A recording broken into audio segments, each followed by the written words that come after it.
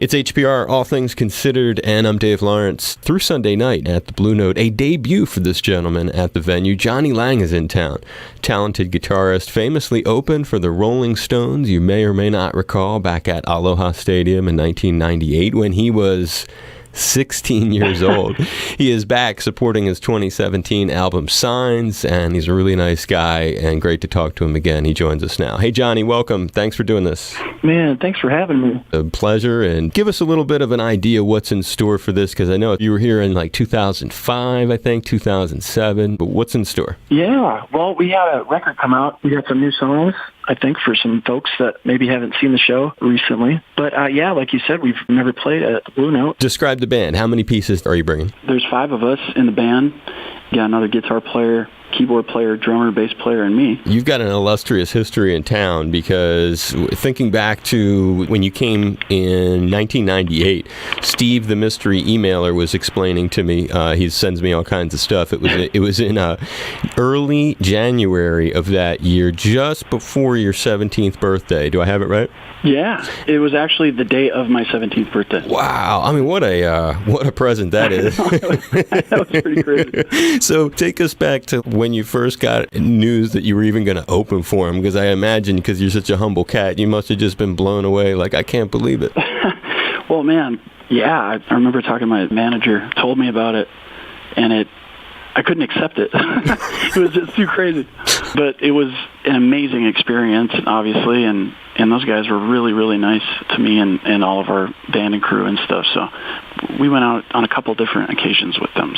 But the one here was the first one we did with them. Do you ever run into them backstage, or is it the kind of thing where you're kind of on separate trajectories? Or were there any interesting stories or fun encounters that you can share? Yeah, man. My personality, I'm trying to stay out of everybody's way pretty much. So, but yeah, we definitely would see them and talk with them, and they're very approachable. And who did you spend the most time with of them? I think probably Keith and Ron. They seemed like they were kind of always hanging out together, and they'd be roaming around backstage. So, and they're hilarious.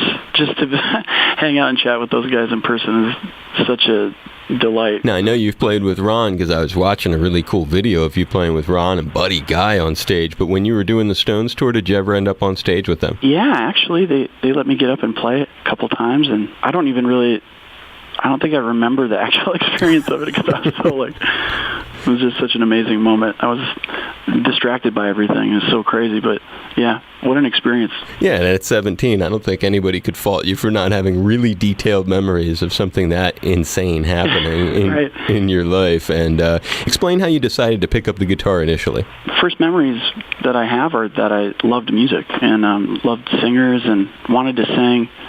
I just had this desire to have something to do with music in my life, and I never really thought of playing an instrument until I went and saw this band live, saw this guitar player and heard the guitar amp in the room and felt it, and I was like, oh my gosh, this is amazing. I gotta try to figure this out. I was actually able to take lessons from that guy and join their band, because they were all friends with my dad. They let me join their band as their singer and kind of rhythm guitar player, and just kept taking some lessons from Ted, the guitar player, and that's how it started. They're adults, and how old are you? I was 13, and they were like 24, 25, something like that. I love it. It's a great story. And I can see that your dad gets a lot of the credit. Was he a musician at all, or he liked going and seeing live music? Yeah, my mom and dad they're really musical. They love music. My mom was a great singer. We always had records playing in the house and stuff, and so I think when they saw that I really loved music and that's what I wanted to do, they were just very supportive. They've always been just nothing but supportive. Does your dad play an instrument? Yeah, early on he played drums. There was in a band for a while when he was younger, when I was a little kid. I don't remember it, but I don't think I've ever seen him play drums to this day. But And what kind of jams, when you say they had music on and stuff, what were they listening to? What was your mom into? What was your pop into? Motown records and soul singers and stuff like that for the most part. That's what I remember hearing. A lot of Jacksons and Stevie Wonder and Smokey Robinson, Four Tops and Temptations, all that stuff.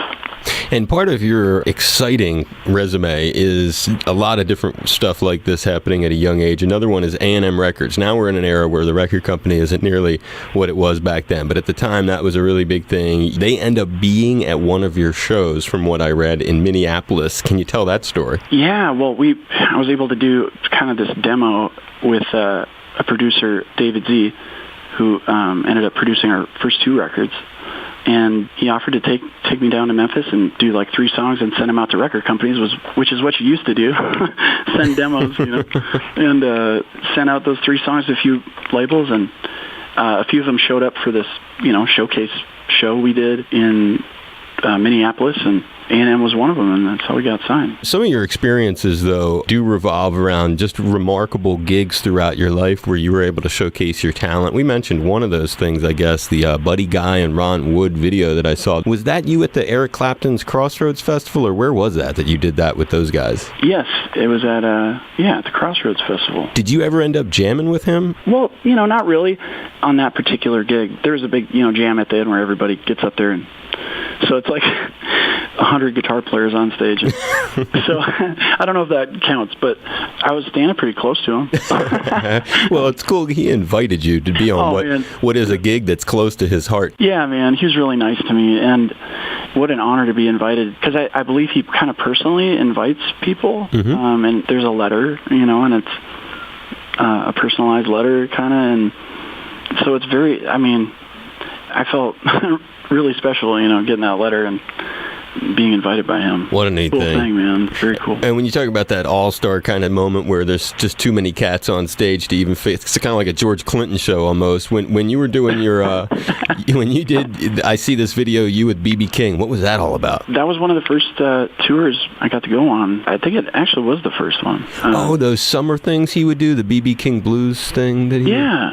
Again, I've been pretty fortunate to meet the people you look up to, and you want them to be nice, and you don't want them to ruin it for you. Exactly. And, I've been pretty lucky that way. BB's at the top of the list. Such a nice guy, and just treated me like one of the guys. And I was just this little kid, and he just didn't treat me like a kid at all. He just, hey man, come on up here. And the things you pick up on when you're 3 feet from somebody are a little bit deeper, little nuances and stuff like that. And I think I was definitely paying more attention to him than I was to what I was doing. So. And final guy, before I wrap it up, it's a major guitar player. I look in your list of incredible encounters. Jeff Beck. Yeah. Tell us the story. The story, dude. Well, first of all, really nice to me, and so just really cool. That was like early 2000s, something like that, and. Yeah, I went on like a 3-week tour with them or something. And I've seen him since a few times, here and there, but one of the most freakishly gifted, musicians of all time. So I was at the Clapton thing. I was standing next to Warren Haynes. It was so funny because, all the guitar players play their slot. And then like at the end, and everybody's kind of milling around, back and coming and going, kind of watching who's playing.